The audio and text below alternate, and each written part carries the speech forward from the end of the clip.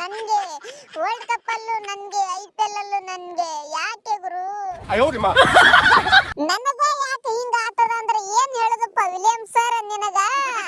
ಅಲ್ಲಿ ಟುಕು ಟುಕು ಆಡಿದ್ರೆ ಕೆಲಸ ಆಗಂಗಿಲ್ಲ. ಈಗಿನ ಕಾಲಮಾನದಾಗ ಹೊಡಿ ಬಡಿ ಕಡಿ 10 ಬಾಲ್ ಆಡ್ತಾರೆ. ನೀ 40-30 ರನ್ ಹೊಡೆದ ಕಡಿಯಕ್ ಆಗ್ಬಿಡುದು.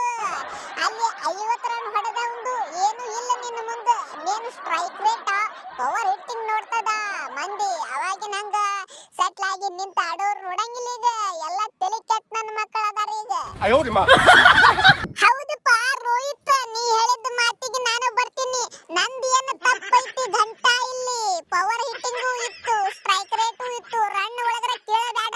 IPL ಹಿಸ್ಟ್ರಿ ಒಳಗ ವಿರಾಟ್ ಕೊಹ್ಲಿ ಫಸ್ಟ್, ಅವನ ಹಿಂದೆ ನಾನು ಬೆನ್ ಹತ್ತಿದ್ನಿ. ಶಿವ ರನ್ ಹೊಡ್ಕೊಂತ ನನಗೂ ನಡಿಲೆ ಮಗನ ನೀ ಅಂತ ಕಿತ್ತು ಒಗದು ಬಿಟ್ರು.